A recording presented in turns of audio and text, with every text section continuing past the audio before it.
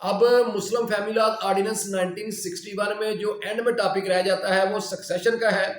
اور سکسیشن کے بارے میں مسلم فیملی لا آرڈیننس 1961 میں جو ریلیونٹ سیکشن ہے وہ سیکشن 4 ہے، جس کے تحت جو یتیم پوتے پوتی اور نواسے نواسیوں جو ہے ان کو جو ہے وراثت میں حصہ دلایا گیا ہے، کیونکہ جو شریعت کا اصول ہے وہ تو یہ ہے کہ جو قریب کا رشتہ دار ہے وہ دور کے رشتہ دار کو جو ہے وہ وراثت سے محروم کر دیتا ہے۔ مثال کے طور پر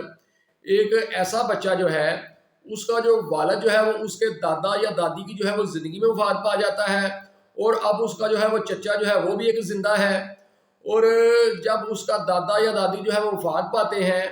تو چونکہ اس کا والد تو پہلے فوت ہو چکا ہوتا ہے تو وہ تو اپنے دادا یا دادی کو اتنا قریبی نہیں ہوتا جتنا ان کا بیٹا جو اس کا چچا جو ہوتا ہے وہ قریب ہوتا ہے،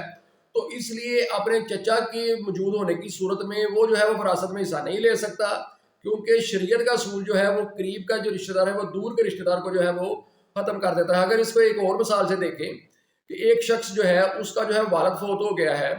اور اس کو اپنی والد کی جو پراپرٹی ہے اس میں سے جو حصہ ملتا ہے، لیکن اس شخص کے آگے بھی بچے ہیں، یعنی اس کے جو والد ہیں اس کے پوتے ہیں،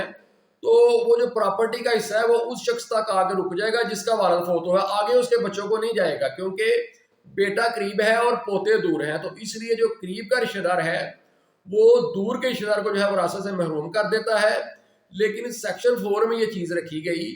کہ ایسے بچے جن کا جو والد ہے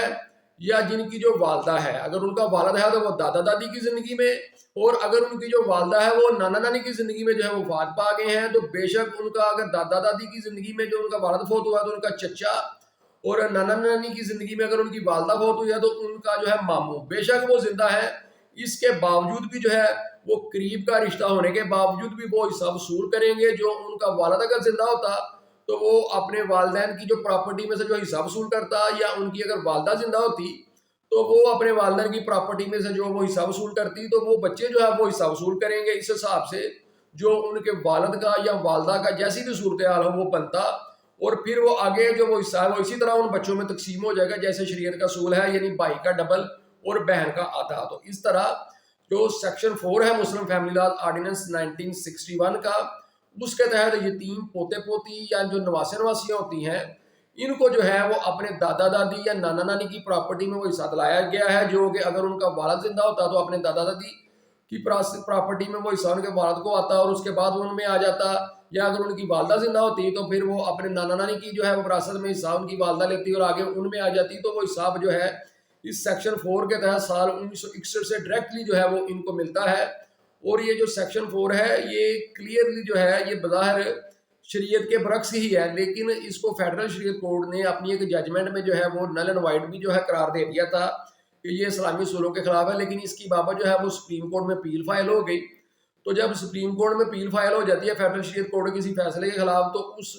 فیصلے کو جو ہے وہ ایٹومیٹکلی جو ہے وہ سسپینڈ ہو جاتا ہے وہ، تو اس لیے سپریم کورٹ میں اپیل جو ہے وہ پینڈنگ ہے، تو یہ فیصلہ جو ہے وہ سسپینڈ ہو گیا فیڈرل شریعت کورٹ کا۔ تو یہ جو سیکشن 4 ہے یہ ان فیلڈ ہے، تو آج بھی ایسے بچے جن کا جو والد ہے وہ ان کے دادا دادی کی زندگی میں فوت ہو چکا ہے، یا جن کی جو والدہ ہے وہ ان کے نانا نانی کی زندگی میں فوت ہو چکا ہے، بے شک ان کا چچا یا ان کا ماموں زندہ ہے،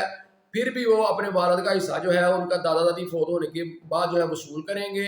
یا اپنی والدہ کا حصہ جو ہے وہ اپنے نانا نانی کے فوت ہونے کے بعد وصول کریں گے، اور آپس میں جو ہے وہ شریعت کے مطابق جو ہے وہ تقسیم کر لیں گے۔ اور بیسیکلی یہ جو سیکشن 4 ہے یہ اس کو اگر شرعی لحاظ سے نہ دیکھا جائے تو یہ زیادہ بہتر ہوگا۔ یہ بیسیکلی میں کہتا ہوں کہ یہ کمپنسیٹری سیکشن ہے،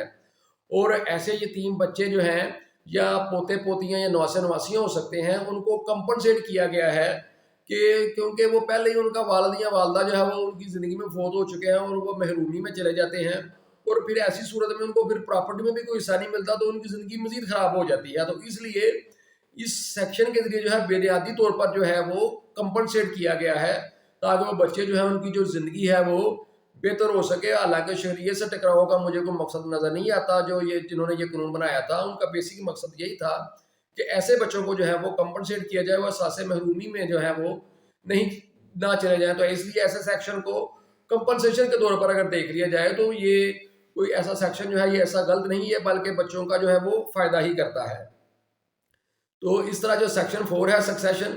یہ جو ہے یہ 3 پوتے پوتی اور نواسے نواسیوں کو جو ہے وراثت میں حصہ دلاتا ہے. ایسی صورت میں جب ان کا والد یا والدہ جو ہے ان کے جو ہے وہ نانا نانی یا دادا دادی کی جو ہے وفات زندگی میں جو ہے وہ وفات پا چکا ہو.